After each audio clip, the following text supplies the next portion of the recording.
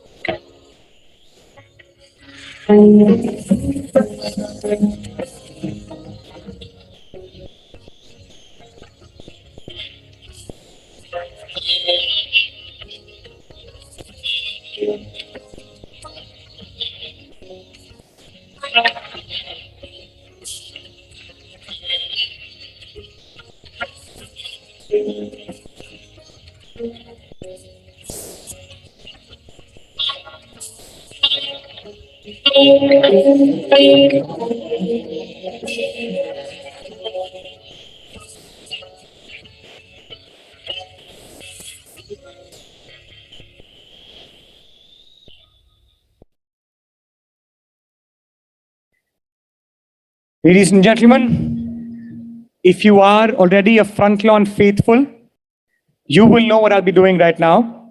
It's the evening time. It's an evening of fine Jaipur weather, and I'm pretty sure we've recuperated ourselves from the heat.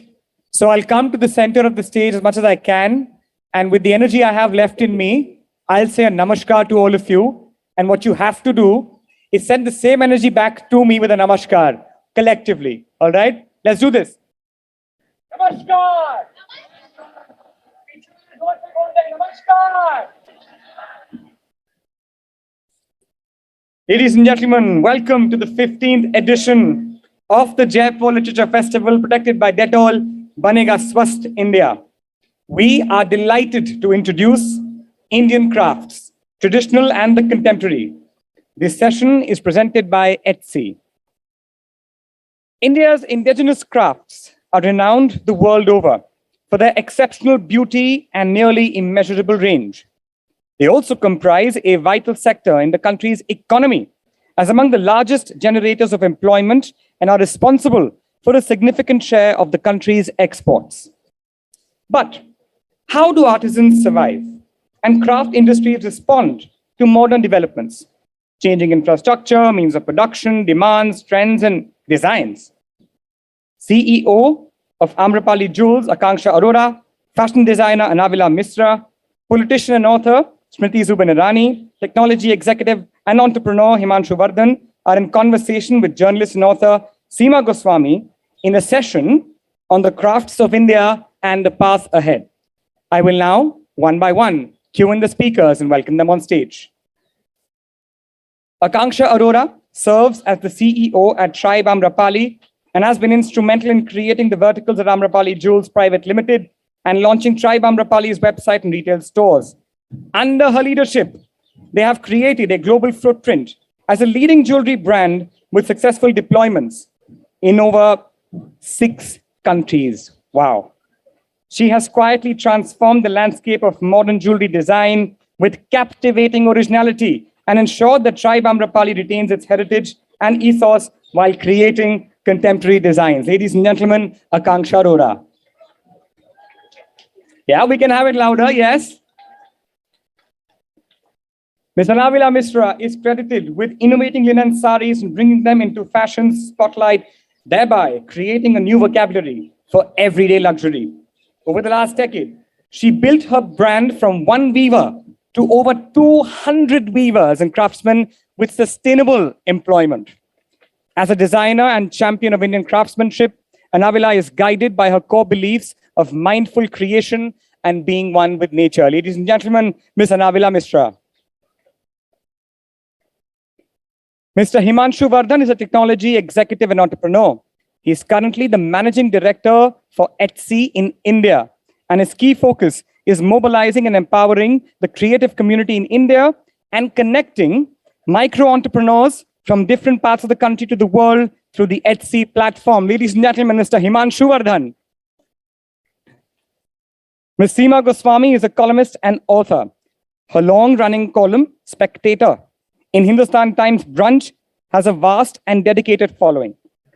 Of her several books, Woman on Top became a bestseller and was translated into several languages. Her political thriller, Racecourse Road, was published in 2018 to critical acclaim. Her latest book, Madam Prime Minister, is a pacey thriller that follows up on the events of Racecourse Road. Ladies and gentlemen, Ms. Seema Goswami. Ms. Smriti Zubin Irani is an Indian politician who was elected to the Rajya Sabha representing the state of Gujarat in 2011 and re-elected again in 2017. In 2019 general elections, she was elected to Lok Sabha from Amethi, and she is currently the Union Minister for Women and Child Development. She was the Union Minister for Human Resource Development from 2014 to 2016, Minister for Information and Broadcasting from 2017 to 18, Minister for Textiles from 2016 to 21. She is India's youngest Union Cabinet Minister in the government and the first woman to hold office as the Union Minister for Human Resource Development and as the Union Minister of Textile. And I am starstruck saying this, ladies and gentlemen, Ms. Smriti Zubin Irani. Thank you, ma'am. A decorated panel. I am not decorated. I will leave you now in their company. Ladies and gentlemen, thank you so much.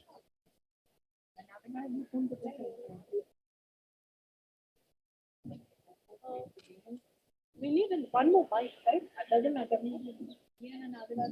Okay. Hello, Jaipur. It's great to see you again in such large numbers again. Without wasting too much time on introductions, because I think that's already been done, we'll dive right into this session. Smriti ji, if I can start with you. You were textile minister for a few years, and you were one of the most successful textile ministers in terms of what you managed to do with the ministry in a short period of time. Today, we are discussing contemporary arts and crafts and how it resonates with the modern world. In your experience, our textile tradition, does it appeal to the younger demographic, or is it something that is still limited to older people who appreciate that? I think how you reposition our craft is what ensures a market for it. So I'm seated with people who have repositioned it and done it to complement the taste of young India. And many have done it in such a fashion that Indians who adapt to that new methodology in fashion or textile do not shy away from their eclectic heritage. So for instance, I've had the privilege of working with Anavila. I remember somewhere in the early 2000s, it was considered a bit down market to adorn a saree and call yourself a young professional. Absolutely, yeah. Not many would have a conscientious conversation about the different weaves, and you would never find a mention of it in fashion magazines. Absolutely. The fact that saree became fashionable and that the Indian consumer rediscovered olden weaves, I think is a compliment to the rising fashion strength or the textile strength of our country. I also feel that there is a huge imposition on the youth to know what our craft legacy is. Unfortunately, that is not the case. You will find a consumer only if there is knowledge about the product. You will have an appreciative consumer only if they value not the amount of raw material that went in, but the centuries that went to keep that craft and that crafts person going. And I think that is, which is yet a challenge that needs to be met. I'm hopeful that the more and more we see young forces in the craft enterprise, I'm of the opinion that yes, there is a huge traction amongst older Indian, middle-aged Indians, but yes, slowly but surely, young India is also embracing the craft legacy of India.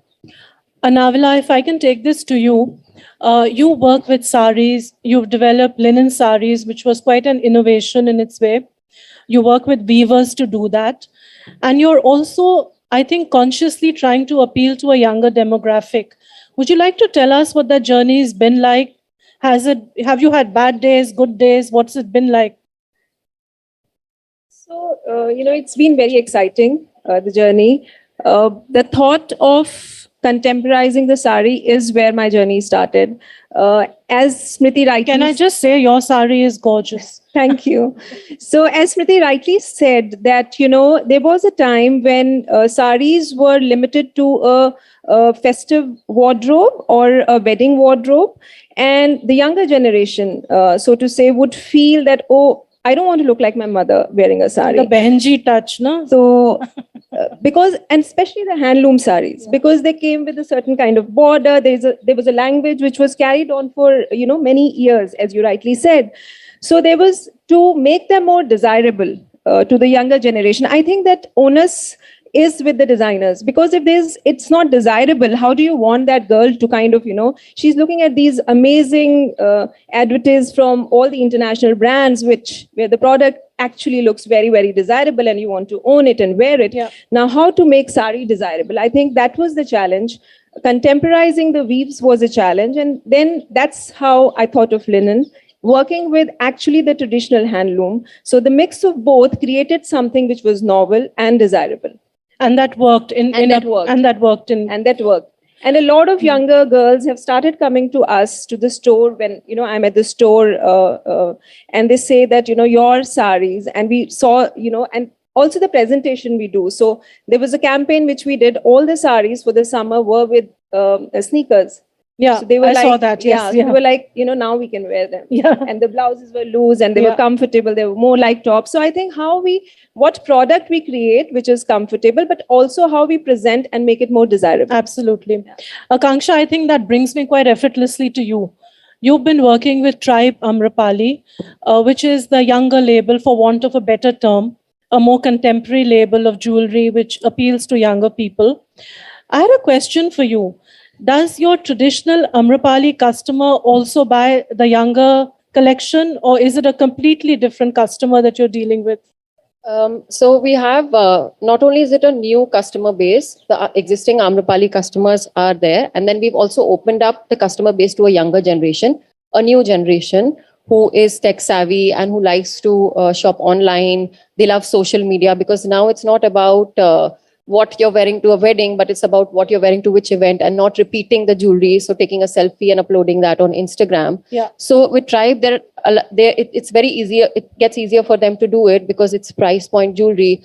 And there's also a huge variety where it's weddings as well as Western outfits. Yeah. And I think that it's the younger generation who eventually then converts into an Amrapali customer. So if, for example, if the mother who's worn Amrapali on her wedding day, the daughter who's working, 18, 19-year-old girl, will eventually become that. But in the meanwhile, it might be intimidating for her to step into a fine jewelry store. So for that, we have Tribe, which can be online, or now we're opening in malls, which are like fast fashion and affordable. So they can quickly just buy what they like and, wear it to their event. So when you're designing for a younger customer in Tribe Amrapali, what are you looking for? What makes it different from a traditional Amrapali design? So when we started, the whole idea of Tribe came about when we started I was 21 when I got married and got into the business. So social media was an in thing. It just started then. So we opened our Amrapali Jewels page and created a page on Facebook, my husband and I, and we would take pictures of jewelry and upload that on Facebook from our BlackBerry. At that time, we had BlackBerry phones, and we would get messages from customers and followers all over the world saying, "Oh, this is lovely. Where can we buy it? Do you have a store in Melbourne, or do you have a store in Texas?" And we would say, "Oh, sorry, our physical stores are only in India." And that's when the idea struck that why don't we sell them through Facebook? So we were like, we are okay to ship it to you if you transfer the money, and we can send it to you, and insurance and all that would be covered. So we started doing a lot of sales through Facebook. And that's when I realized that we need now to digitalize and have an e-store. But with Amrapali, there were a few challenges, which were the price point, the shipping, customs, taxes, import duties, all of that, insurance. So it's a completely different retail market altogether. Correct, completely. So that's how Tribe came into place. We thought we'll do a base metal jewelry for younger, affordable people. And that's how it came into place. Thank you. Himanshu, now that we're talking about e-commerce, and you're the man behind Etsy in India, you were telling me earlier that because of COVID and the pandemic, suddenly online sales have shot up, and artisans are actually using the internet to kind of sell their products. Would you like to tell us how that market is developing and how you see it developing over the next decade or so? Sure. Technology has really had two big impacts in last 2-3 years or last few years in this domain. First of all, it has truly democratized access to craft forms and also provided access to artisans to sell their products to buyers across the world directly. So over the last 2-3 years, we have mobilized and gotten a lot of artisans who are directly exporting. Earlier, they were exporting through middlemen, through traditional retail channels, and they were able to come online and directly sell to buyers outside of India. So it's true democratization that has happened, and access has been able to kind of both ways for buyers and for sellers as well. The second big thing about what technology has done is around storytelling. Craft is as much about story as it is about the product itself. It's a story behind the maker, the process, the tradition, the legacy. It's a lot about the narrative behind it as well. Technology provides that platform for everybody to do that storytelling in a very beautiful way. You don't need to have access to big agencies to create that story. You can do that from your phone with a small video or through clicking pictures. And I think that has had an absolutely sort of huge impact in getting a lot of small sellers, creative entrepreneurs, and craft people who did not have access to structured way of doing that storytelling.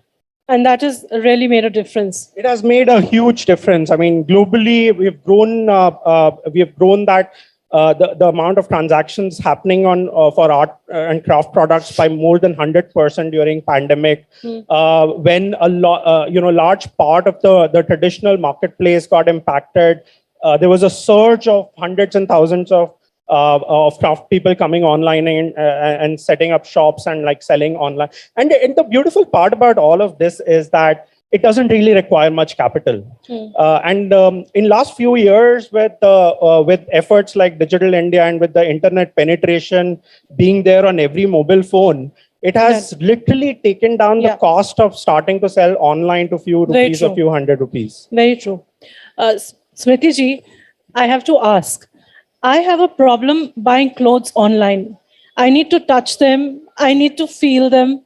And when people talk of online revolution and how everybody is ordering stuff online, I have to say that I still have some reservations. What do you feel about that? Well, I'm a part of that gang. I think that if you truly embrace the magnitude of Indian craft, you best enjoy it in person. Absolutely.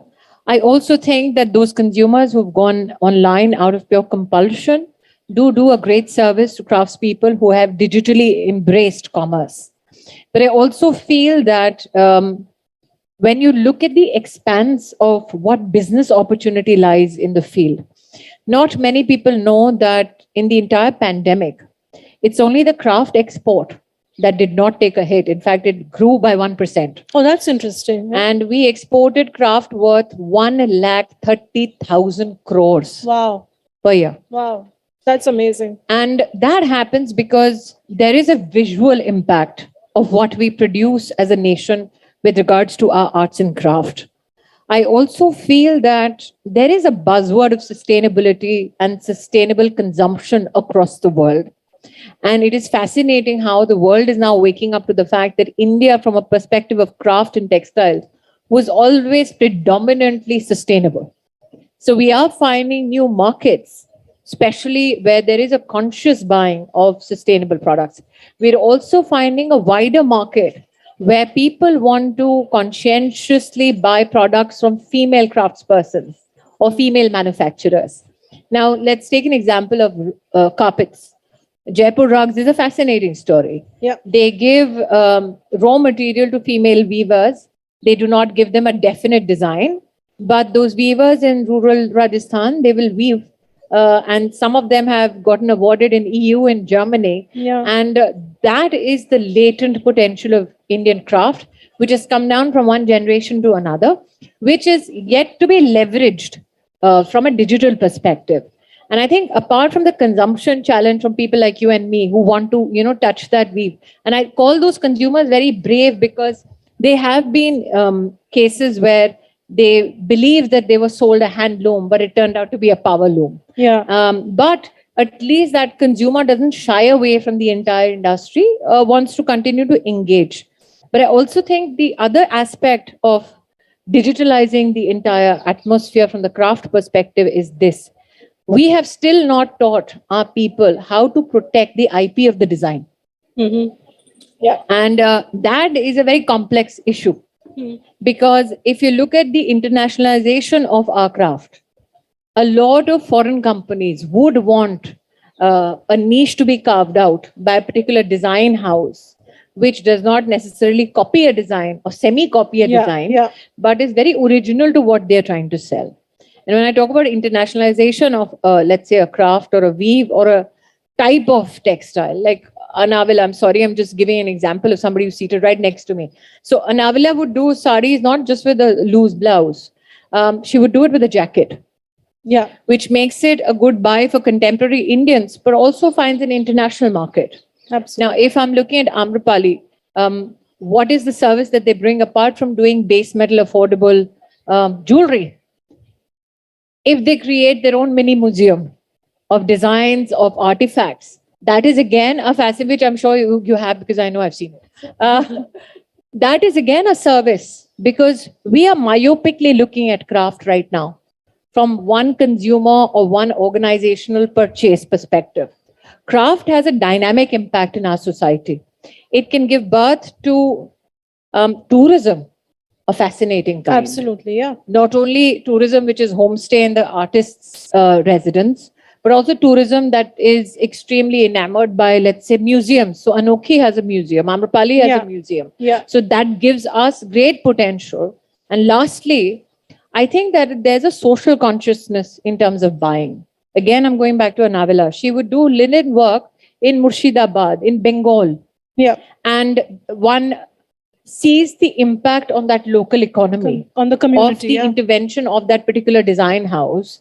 And when one starts mapping it, one realizes that a social sector effort also finds a reflection in this economic activity. And that is why I think we do a great disservice to craft if we just myopically look at it from a perspective of just one purchase. Yeah. One more question before I move on. Do you think that Indian textiles, their image has changed a lot in the last decade? Earlier, we were seen as a kind of place that did export hubs. We made for other people. It was not necessarily the best quality or whatever. But over the last decade, I think India has become a more of a quality destination. Do you see that in your experience? If you've ever visited the Maison in France, you would know that blown up glass from Muradabad gives tough competition to Venetian glass. Yeah. And if you look at the metalwork in the entire Parisian adventure with craft, where a lot of Indian architects go to buy stuff that is made, let's say, in Muradabad. Yeah. You'll be fascinated as to how much of the metalwork, which is contemporary, not the normal tamba, pital, but actually contemporary wire work or metal work comes from Muradabad. So I think that, yes, you are right. Why we see this whole mini revolution in the craft business as the home furnishing business grows in our country.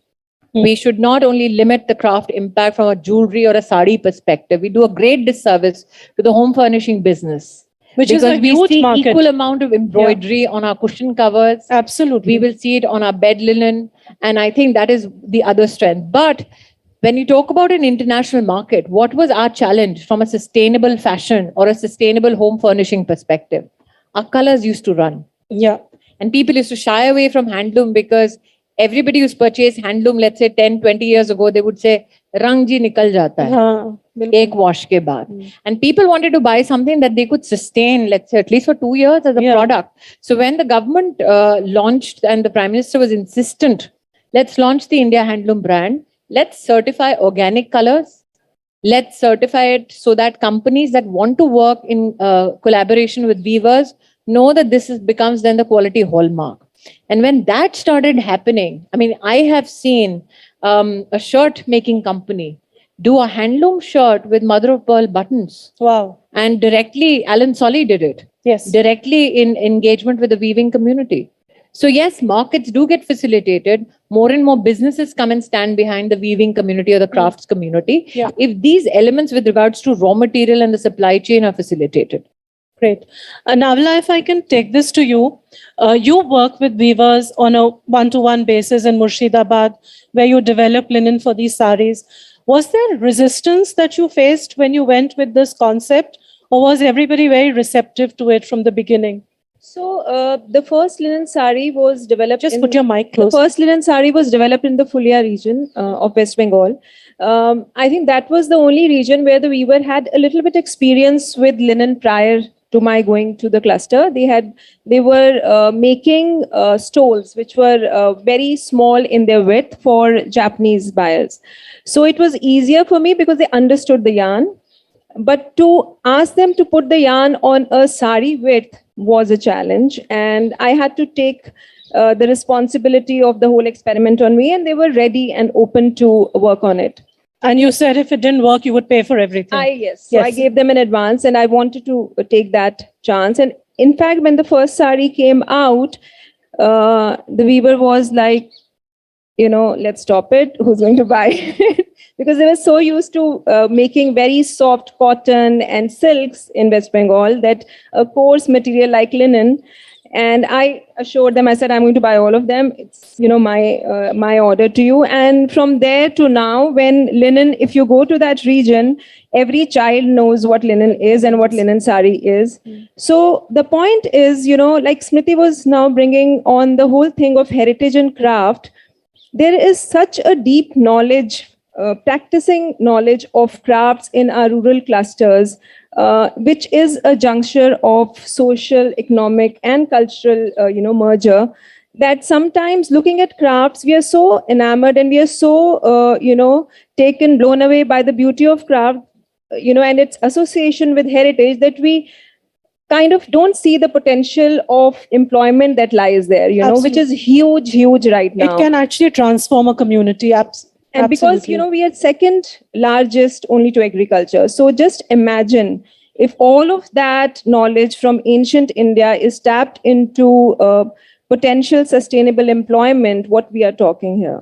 But do you find in the market, is there a resistance to paying more for handloom because it is more expensive?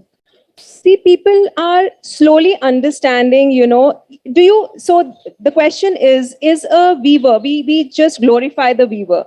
We glorify the artisan at certain events, Khadi Day, everybody is going to wear Khadi, and Handloom Day, And post selfies on Instagram. Efforts are being made, government is making that effort and everybody wants to be a part of it.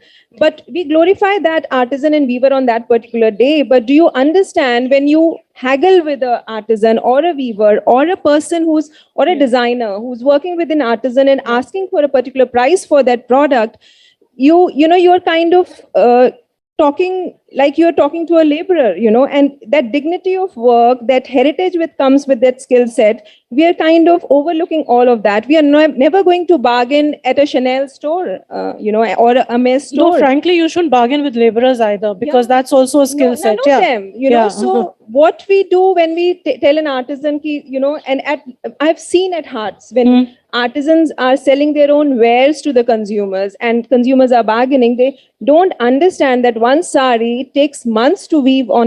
This sari which I'm wearing is looking plain because the jamdani weave is not in terms of a floral form or raised form. It's just a crisscross, which is, contemporary.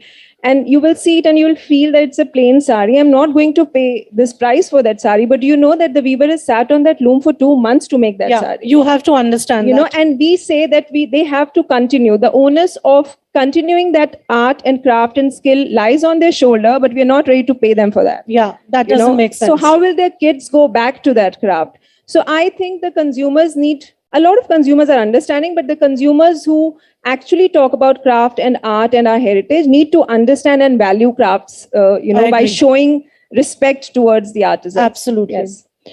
Akanksha, how price sensitive is your market, your jewelry market for younger people? Do you find that people are not willing to pay above a certain point?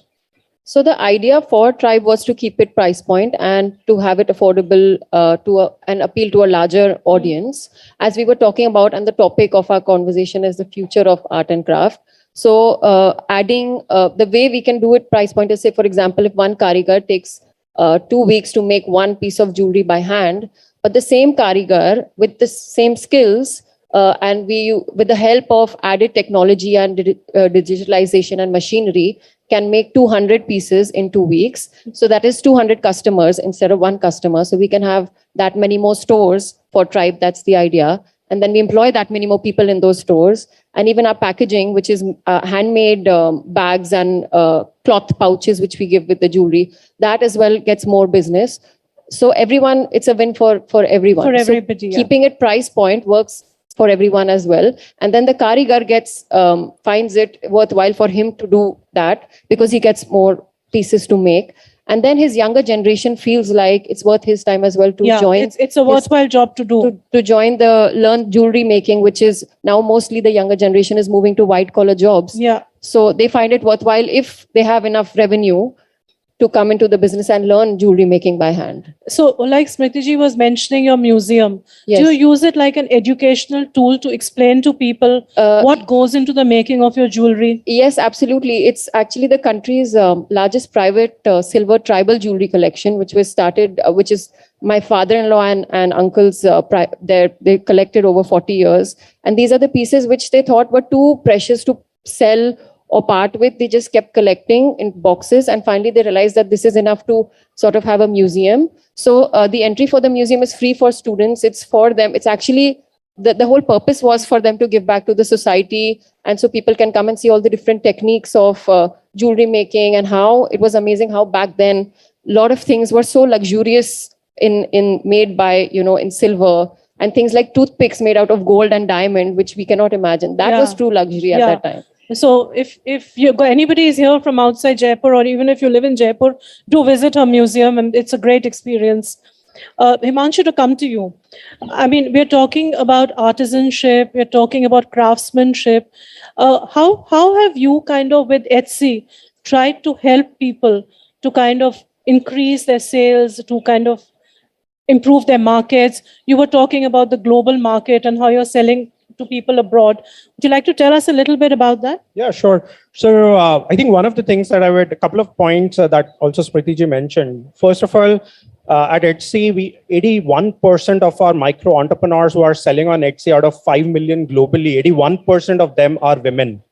And what we have seen in last 2 years, as the number of listings have increased from India from 2 million to about 4 million, a very large percentage actually has come from women. So that's a very key point. So that's women empowerment at play as well, yeah? Absolutely. The other aspect is also around, I think, artisans. We in 5 years, I've probably met thousands of artisans, urban areas, rural areas, in different parts of India. And what I've realized is that a lot of times there's a tendency in us to be patronizing to the artisan about design, about different aspects. I've realized that they are really good at what they do. They don't need that. They just need more enablement in terms of sort of business skills, digital skills. Yeah. So we created this creator enablement program, which was like a 1-week MBA, which talks about how to price your product, how to think about marketing and creating a brand for yourself. I think that has had a huge impact in terms of a lot of sort of creative sellers from Varanasi, weavers directly setting up their shop on Etsy and doing that storytelling. So do you think there's enough digital penetration in our country now for this to work? I think so in terms of access to devices and internet, there is enough penetration. But obviously there is a little bit of there's a learning curve that we and this artisan community is going through.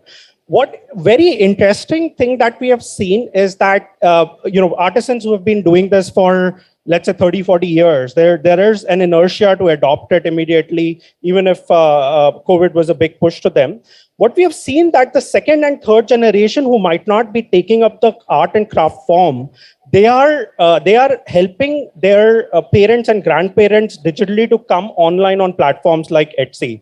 So initially we started out really just engaging with the artisan directly, and then we started to engage with the families itself, their second and third That's the story generation. of every family, you know, kids teaching parents how to get digitally savvy. That's the story of every family these days. But Smriti ji, when we talk about Indian crafts and Indian arts, what is your favorite thing that you have shopped for recently? Well, I believe there's a merchandise section here, and I'm told that if I'm disciplined throughout the 2 sessions I've been a part of, I can go and indulge, though I've been fairly warned by my husband that on my government salary, I cannot afford much. Well, you can certainly shop at Amrapali and Anavila. That is the one place I can definitely not shop at. Both of them are very expensive. But I think that that's the other challenge. That is the fear we induce in people, that if you're buying craft, it will be very expensive. That is not the case. I think that if you go directly to the weaver, you will feel, and you will yourself, when you consume, recognize the huge difference in the price point. I've myself shopped only from Hearts and seen a design which, let's say, a designer would want to weave on silk, is a primary design that the weaver would weave in cotton. Mm-hmm. So one needs to also spread the word around that, yes, if you want to not, let's say, afford a designer, and if you increase the consumer base, you need to ensure that the middle class buying capacity of our country is leveraged to support that craft. And one has to recognize the reality that middle class India is not going to pay 2 lakh rupees for a sari. Yeah. So how do you keep that support to that craftsperson going? You do that by taking the effort to reach out, as he said, to a craftsperson digitally somewhere. Yeah. We all believe that craftspeople are only reaching out digitally on an e-commerce platform. There are many who are leveraging WhatsApp, Facebook, Instagram, and they're doing so with Elan. Yeah. And if we particularly, and my appeal would be, reach out to the weaver in some of the most precious crafts which they claim is dying. For instance, they said that the patola now has only one weaving family, which is behind it. But the minute that consciousness was socially embraced, I suddenly find that there are 4-5 different families trying to revive their not only craft, but also their business capacity. So the minute, and what is heartwarming is that Indians know that this is dying. Like I remember when I went to Goa, there was only one Kunbi sari weaver. So even if you put the money from the government behind it, what do you do when the knowledge is restrained to that one human being? Yeah. So I think the other service we can do, and it is mercifully a part of the new education policy as well, is that children who are school going, I remember SUPW classes in school where they would tell you to do needlework, which is not the case today. We are so compelled to make sure that our child is so digitally connected that we are not connecting our child to those out on skills. Basic skills of handcraft that were a part of our learnings, and not necessarily scholastic learnings, just family learnings. Yeah. So I think that when I remember, one of my greatest joys was to go to the EU and see an Indian female doing thread work on just patches of cloth. Yeah. And I said, why are you doing needlepoint only on a patch of cloth? She says, for me, this is something that my mother taught in Himachal, but it seems that people here would want to buy that patch to put it on a wedding gown. Wow. So there is a lot of context that you may not know, but your craft can have. So I believe that the greatest success Indian craft will have, or the rescue effort, will be done by middle class India. And also, I think it's worth making the point that it's better to buy one good thing rather than buy 10 cheap things. We've had the legacy in our families where a mother is giving forth a sari or a piece of textile or a piece of craft. The issue is that the generation you're giving it to, how many of them junk it? How many of them refurnish or refurbish a sari and say, and your mother literally has her heart in her mouth because they're cutting through that Banarsi and say, Mummy, iski pant achhi ban jayegi. The mother is almost collapsing. So I think that it also is about the older generation recognizing that yes, they will embrace that craft and that weave, but they want to see it in a contemporary fashion for their own way. use. Yeah. But like I said, if you want the Indian textile craft tradition to thrive, middle class India is where the answer is. Great. Okay, with that, we'll turn it over to middle class India. Anybody has a question? Please raise your hand. The gentleman over there. Right in front, right here.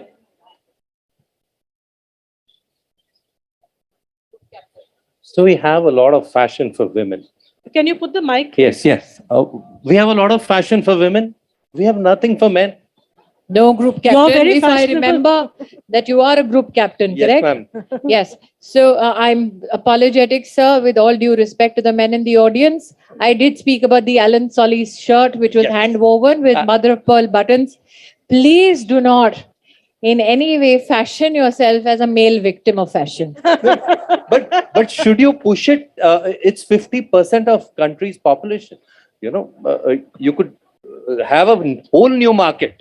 No, let especially me for Amrapali. compliment you for your color combination firstly. I- And how spiffy you look.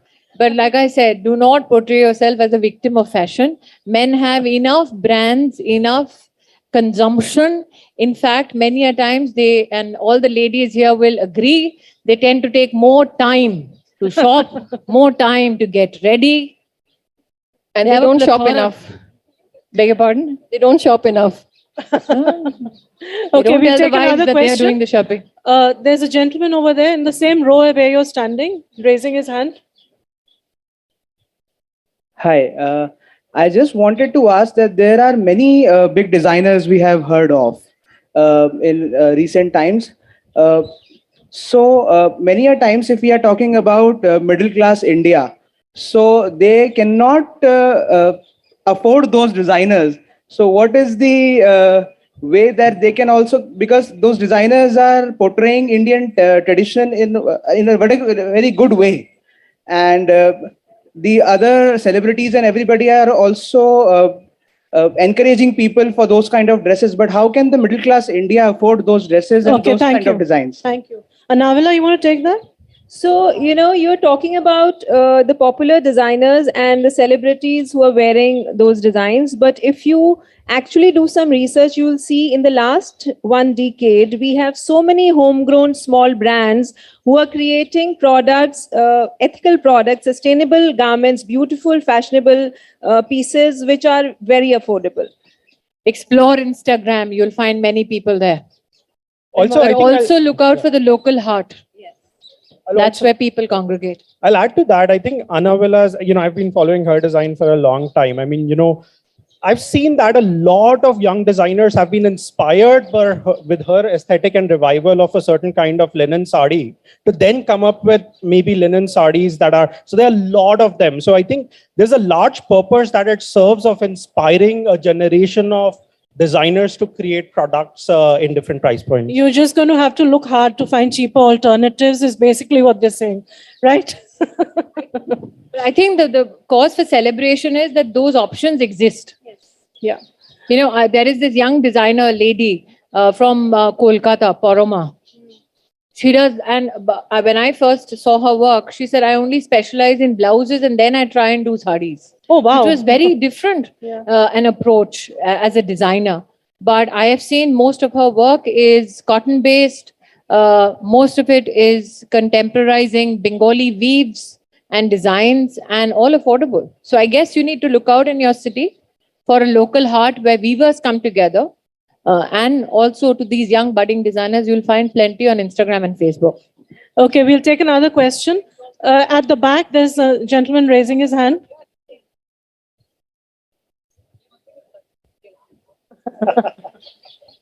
Good afternoon. My name is Harshil. Little louder, please. My name is Harshil. Good afternoon to everyone. Just like everything is getting modernized, should we modernize every heritage craft? Yeah, but just machines are good at work and also cost efficient. Productivity is more, but can't we keep some crafts as it is? That's why the Handloom Reservation Act prohibits certain articles which are to be only made by hand. And I think that there is a differentiated market between those items that are machine made and those which are handcrafted. What I said is a great mercy is that now you have those options. But as consumers, you have to be conscious of what you're buying so that those who sell machine made stuff under the guise of it being handcrafted do not stifle your potential to consume what seriously needs your support, which is the handloom and the handcraft industry of our country. Okay, we'll take another question. If you go right at the back, in the back row, there's a gentleman with his hand raised. Hello, check. I think I'm lucky enough today to get a second question. Hello, ma'am. Ma'am. Hi, Colonel. How are you? Absolutely fine. That's an army man asking a question on craft. Ma'am, my wife, she's a fashion designer. She holds a brand with name of Pakhi. That's my daughter's name. I just want to ask, in the world, in the time where Instagram and social media is so prevalent, where you put on a dress, you click it, you put it on a net, it's old.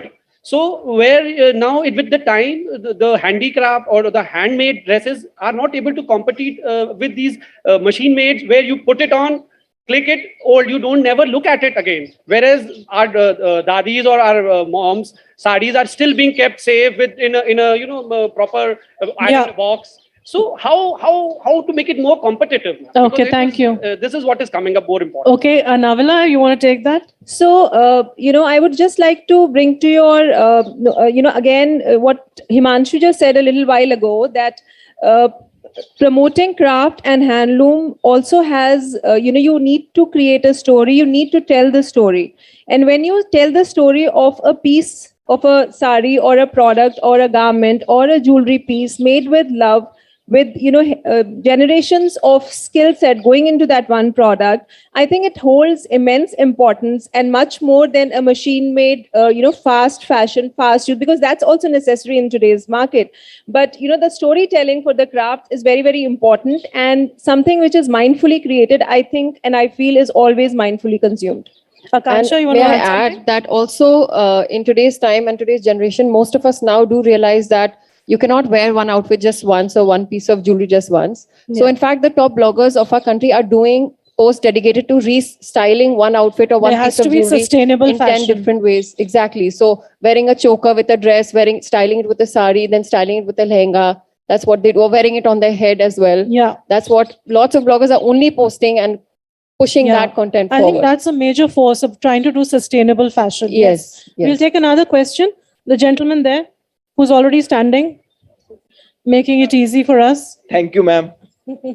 My question is for Madam Smriti Irani. Can you put the mic closer to you? Okay. Ma'am, आप 5 साल तक रहे थे textile ministry के अंदर, but ma'am Covid के बाद में क्या हुआ? 2021 से गवर्नमेंट ने क्या किया? 5% के स्लैब में था टेक्सटाइल, अब वो 12% के स्लैब में आ चुका है. आज मैं टी शर्ट पहन रहा हूँ, ये मैम इंडियन ब्रांड है पर एक मेड इन वियतनाम है. हमारा मार्केट बांग्लादेश और वियतनाम की तरफ क्यों शिफ्ट हो रहा है? क्यों ये मेगा पार्क्स जो आपने डेवलप किए हैं वो क्यों नहीं जो प्रोवाइड करवा रहे? Thank you ma'am. Thank you for your thank you. एक तो मुझे खुशी है कि मुझे मौका मिला कि आपके पास जो गलत जानकारी है उसको मैं ठीक करूं. Exports went up by 40% of textile. That's a standard because जब आप एक्सपोर्ट करते हैं तो आप जो लेवीज और टैक्सेस देते हैं वो आपको रिफंड मिलता है. तो एक तो 6,000 करोड़ रुपया ऑलरेडी जा चुका है मार्केट में. दूसरा, जब आप बात करते हैं मेगा टेक्सटाइल पार्क के, वो अभी इस बजट में अनाउंस हुए हैं. तो मुझे पता है कि आप थोड़ा रिसर्च करके आओगे. मुझे आज स्मृति ईरानी से ये क्वेश्चन पूछना है, लेकिन थोड़ी रिसर्च में त्रुटि नहीं होती तो मैं और बेहतर जवाब आपकी दे पाती. दूसरा, जब आपने कहा कोविड में क्या किया, सरकार का अपना एक मार्केट प्लेस है जिसका नाम है जेम. अब तक इन 2 सालों में भारत सरकार और प्रदेश की सरकारें जेम पोर्टल के माध्यम से सामान वीवर और आर्टिजन से खरीदे. इसके लिए 2 लाख वीवर्स और आर्टिजन को इस प्लेटफॉर्म पे ऑनबोर्ड कराया, जहां पर सरकारें सीधा उस वीवर या उस आर्टिजन से सामान खरीदती हैं, जो आज तक हिंदुस्तान में कभी हुआ नहीं था. और जहां तक कि आप स्लैब की बात करें, उसमें तो अनाविला ही ऐसे ऐसे सर हिला रही थी कि गलत जानकारी. वो रिवर्स हो गया था. रिवर्स हो गया. इसलिए अगली बार स्मृति ईरानी को अटैक करना हो, थोड़ा सा होमवर्क करके आना. Okay, we'll take one last question. There's a lady in the first row. Can you give her the mic? She really wants to ask the question. Good evening, ma'am. So my question to you is Mic closer to your face. that Smriti ma'am said that she also can't afford the brands. I can't. Yeah, like I can't too. I'm broke. But This, what I'm wearing, I got it because I saw somebody selling a sari on Instagram. That's why I kept telling Colonel Salil that, Instagram is a savior for money. I cannot afford an Anavila. I have to literally depend on her benevolence. ma'am, we are just sailing in the same ship there. Okay, do you have a question? Yes, ma'am. So my question to ma'am is that why aren't, like, I know the story which comes behind that weavers are doing so much of hard work, and then the workers come along and they put up a show like creating just one product. But being a student, if I want to buy something, I can't. I don't think that's a fair assumption, especially No, ma'am. when you have. There should be something Okay, we'll that we just, can buy too. can we question just- is I that think- why can't Can you it let be her answer, affordable? please? Yeah, I okay. think that what e-commerce platforms and social media instruments like Instagram and Facebook have done is to project to you affordable fashions. Depends on the raw material, how affordable that particular textile or that craft is. Today, we are proud to live in a day and age where forget not only your kurta pajama or a t-shirt, but even bags come with embellishments which are reflective of our craft legacy. So I think that if you do a little bit of research, in fact, I'll be happy to give you a few Instagram sites where people sell stuff for $500. Akanksha, you want to add something? Our earrings on our website start at 400 rupees. So if you skip a cup of coffee at Starbucks, you can buy a pair of earrings for yourself. Okay, that's a good note to end on. Thank you, everyone on the panel. That was a really interesting discussion. And thank you for being such an engaged and wonderful audience. I'll hand it over to you now.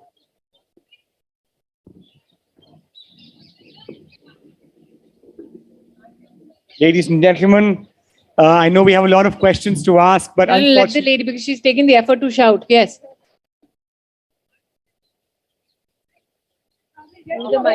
Wait, we're getting somebody to come to your Maybe- rescue with a mic. Just give her a mic. no. Yes.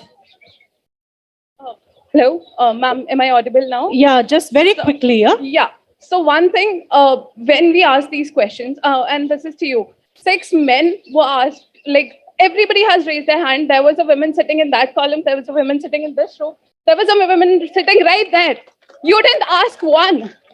Yeah, but And you have a counter question, and ma'am, then like Ma'am, that also- I'm sure you must have missed it that the moderator here is a lady. no, She's that calling was to upon. her. That was I'm to her. sorry. I'm But sorry. it doesn't help the female cause when you attack the female moderator. No, but ma'am, the question. Okay. Go ahead with the your que- question. Don't use your gender as a crutch. Yeah, Yes. No, but my question also comes to my gender. So I am an NIST graduate. Yes. And I graduated in 2016. I left the chance to meet you. You were there facilitating all the awards. So I have been traveling through India, buying arty crafts from there. But the problem which I see is a lot of women are in business where they build, but they don't get a platform to say it on. So where, for example, I was in Odisha, Pattachitra. Can you get to the question since you are What lambasting the female moderator? You as the female potential need to show the men in the house that you're articulate enough to get your question in 2 sentences. What are we doing for women in tech when we say we want women to come to this forum? Women are in fashion, but where do we see women? Like all of you, like there are 4 women sitting out there. There are women The on CTO the is So I audience. think that you've done a great No, compliment to females on this platform by attacking us, but I'm happy to say this. And No, Harsh, allow me. So let me say this. When you talk about women in tech, how do you define that nomenclature, women in tech? Is it tech innovators, tech owners, or tech consumers? All of them? Well, let me say this, young lady. We've had over 2 crore women made digitally literate in this country since you graduated out of NIFT. Those are the ones who come forth now and consume, or for that matter, not only products, but also information digitally. Secondly, today, India, in terms of STEM graduates, has over 45% graduates which are female. Yes, tech-based companies which are owned by women are only up to 5%. But one of the main reasons is that people who invest in tech-based companies, they ensure that men get more of that money. 35% less money is given if it's a female founder. But I think that instead of lambasting everybody else, You have a living example here in Anavila. She did not first embrace technology. She first embraced the craft. She first embraced that weaver in a little village in West Bengal. She's a NIFT graduate, and I'm very proud to say that. Thank you. And maybe like last 1 second. So you talked about Patachitra and a platform. Go and search Patachitra on Etsy and see how many He's sellers. plugging his e-commerce platform. But go and search for Patachitra on Twitter, on Facebook, or even for that matter on Instagram or any other e-commerce platform. That is already available, but that doesn't answer your question. I think the question that you had asked the entire panel is this: how do you have more and more women in tech? You did not ask how many women enterprises which are technologically enabled can emanate from the field of craft. So I think we do a great service to the female potential by posing the correct question. Okay, thank you guys. Thank you for that. I hope that answers your question. Ladies and gentlemen, that was indeed a wonderful session, lots of engagement. And we thank our panelists for their amazing insight into the issue that we're facing right now. And we request them to accept a small token of our love and appreciation. Indian crafts, traditional and the contemporary, Akanksha Arora, Anavila Misra, Himanshu Wardhan, and Smriti Zubin Irani in conversation with Seema Goswami. We also thank Etsy for presenting us this session. Ladies and gentlemen, with that, we come to the end of the 4th on-ground day of the 15th edition of the Jaipur Literature Festival, protected by Dettol. I would like to thank all the sponsors associated with the festival.